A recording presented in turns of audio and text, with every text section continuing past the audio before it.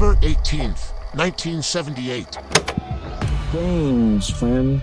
The lie. What can I do about lies? Are you people going to leave us? I just beg you, please leave us. A remote jungle clearing in Guyana.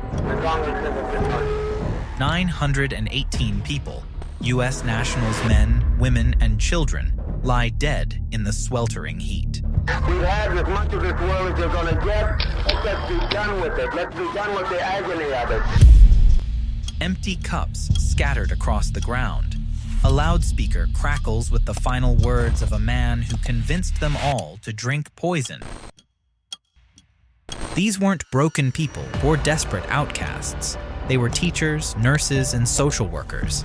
Intelligent, caring individuals who believed they were saving the world. Instead, they became victims of the most sophisticated psychological manipulation in modern history. One man did this. One man who understood the darkest corners of human psychology better than most trained therapists, who took our deepest needs, belonging, purpose, love, and turned them into weapons of mass destruction. His name was Jim Jones, and by the time his followers realized what he truly was, escape was no longer an option. James Warren Jones didn't start as a monster. He began as a preacher in the 1950s in Indiana, running an integrated church when segregation still ruled the South. He adopted children of different races, fed the hungry, housed the homeless. To the outside world, he looked like a saint, but even then, the seeds of manipulation were growing. Former members would later describe how Jones studied people, their fears, their traumas, their desperate need to belong. He didn't just preach sermons, he conducted psychological reconnaissance.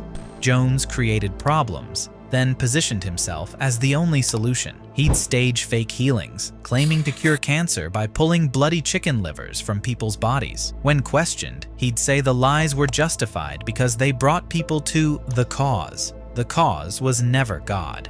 It was Jim Jones. Dr. Stephen Hassan, a cult expert who escaped the Moonies, explains that cult leaders like Jones follow a specific pattern. As other cult leaders have done, Jim Jones used this power of the crowd influence in controlling others' behavior, intellect, thoughts, and emotions. Jones mastered this formula.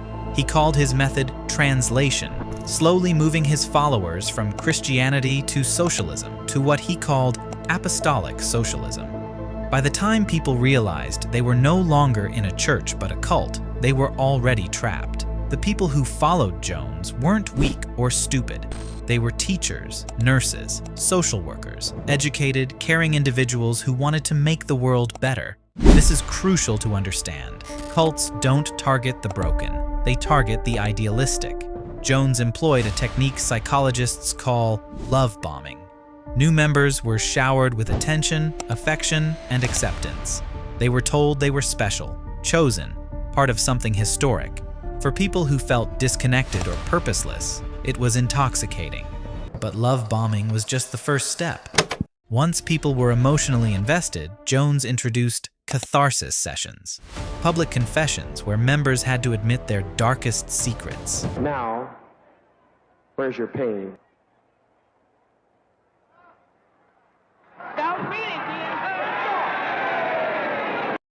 Their sexual desires, their private shames. These sessions, lasting up to 16 hours, served multiple purposes. They created artificial intimacy through shared vulnerability, gave Jones blackmail material, and broke down individual privacy. Stanley Milgram's famous obedience experiments in the 1960s showed that ordinary people will commit terrible acts when gradually conditioned by an authority figure. Jones understood this instinctively. He didn't ask people to die on day one.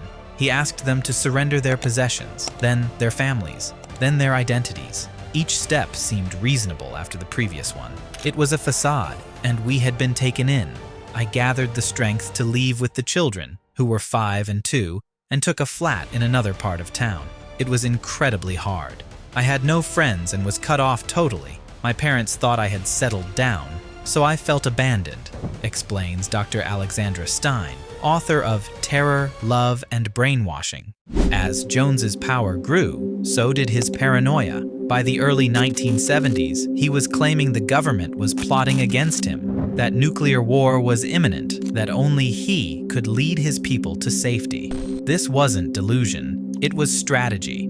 Creating external enemies serves a vital function in mind control. When people believe they're under siege, they cling more tightly to their protector. Jones didn't just tell his followers the world was dangerous. He made it dangerous for them to leave. Members had to turn over their paychecks, their social security checks, their property. They worked exhausting schedules, 16-hour days that left no time for reflection or outside contact. Letters were monitored. Phone calls were recorded. Family members who questioned Jones were branded as traitors and cut off. Tim Carter, whose family died in Jonestown, later described the systematic way Jones isolated his followers from the outside world. I wanted to leave Jonestown almost as soon as I got there. We were searched and surrendered our passports. We had armed security. It was very regimented. I felt trapped in Jonestown. No one left. The isolation was psychological. Jones created a private language, special meanings for common words. Members were taught that thoughts questioning Jones came from the enemy. Doubt itself became a sin. This technique, called thought stopping, is devastatingly effective. When your own mind becomes the enemy, where can you turn? Only to the leader, who promises to think for you. In 1974, Jones announced his vision, an agricultural commune in the jungles of Guyana where his followers could build a socialist paradise. He called it the People's Temple Agricultural Project. The world would know it as Jonestown. To lay down your burdens. I'm going to lay down my burdens down by the riverside. So we lay them down here in the side of Guyana. The first settlers arrived to find dense jungle, punishing heat and back-breaking labor clearing land. But Jones spun the hardship as proof of their specialness. Leslie Wagner Wilson, who escaped the morning of the massacre but lost 11 family members, including her husband and children, later reflected on how all of them were ready to die. All of us on that day were ready to die. It was a horrific day, but it was also freedom walk. It wasn't until the wee hours of the morning that we were told that 500 had ran into the jungle and 500 were dead. But Jonestown wasn't a utopia. It was a laboratory for total control. Armed guards patrolled the perimeter, ostensibly for protection, actually to prevent escape. Meals were meager, nutrition poor. People worked from dawn to dusk, then attended mandatory meetings that lasted deep into the night. Sleep deprivation is a classic brainwashing technique. Exhausted people can't think clearly. Jones rarely left his cabin, but his voice was everywhere. Loudspeakers blared his rambling monologues 16 hours a day. Even in sleep, residents heard his voice promising salvation and threatening destruction. The psychological pressure was intense. Public humiliations for minor infractions, forced separations of families, children encouraged to spy on parents, sexual relationships controlled by Jones's whims. He claimed exclusive right to procreate in the commune. For a moment, step back and consider what had happened.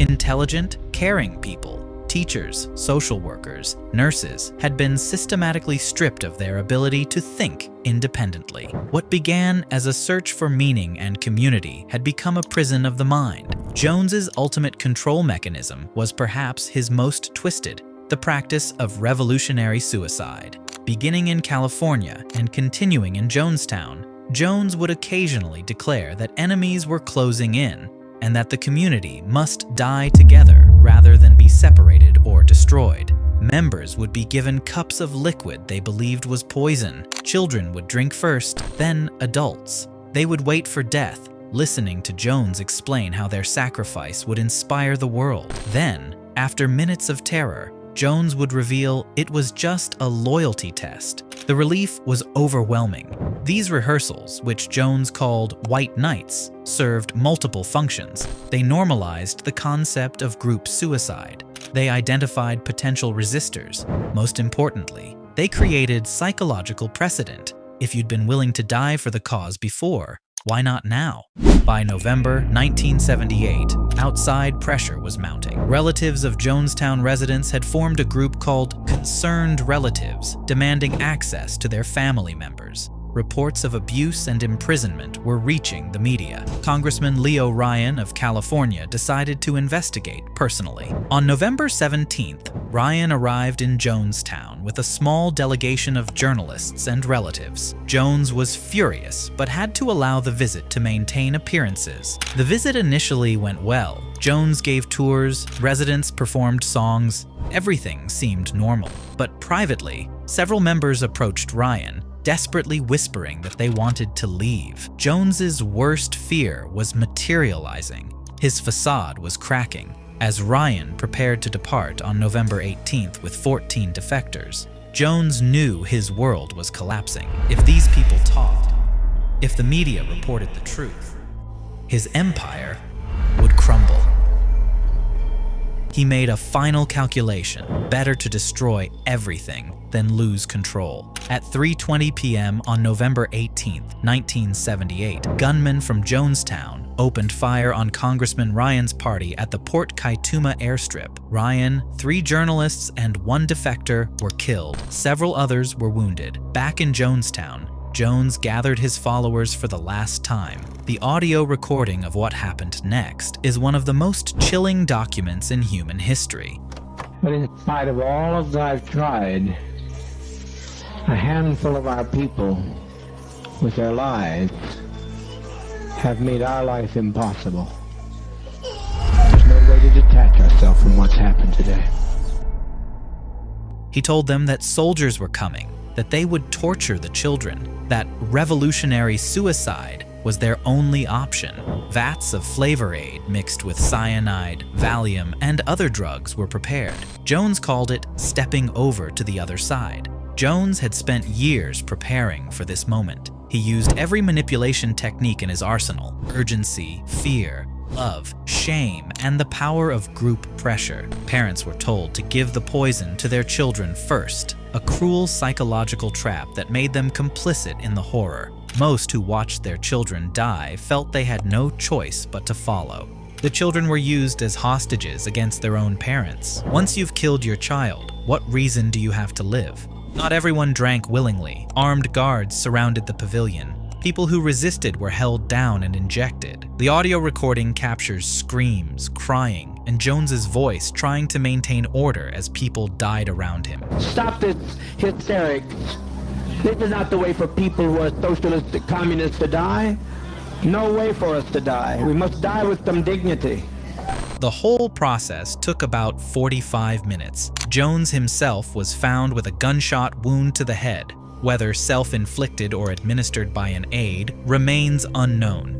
When Guyanese authorities reached Jonestown the next day, they found a scene of unimaginable horror. Bodies lay everywhere, families embracing in death, children clustered around their parents, elderly members collapsed in their chairs. The final count was 918 dead, including 304 children. It remains the largest loss of American civilian life in a non-natural disaster until September 11, 2001. Among the dead were people who had dedicated their lives to helping others, teachers who'd worked in inner-city schools, social workers who'd fought for civil rights, activists who genuinely wanted to change the world. Their idealism had been perverted into the instrument of their destruction. The survivors, fewer than 100 people who either escaped or weren't in Jonestown that day, faced a world that couldn't understand how intelligent, caring people could be led to such an end. They were blamed, ostracized, and haunted by survivors' guilt. Modern psychology has extensively studied the Jonestown tragedy, and the findings are disturbing. Dr. Robert Cialdini's work on the psychology of persuasion identifies 6 principles that Jones used masterfully. Reciprocity.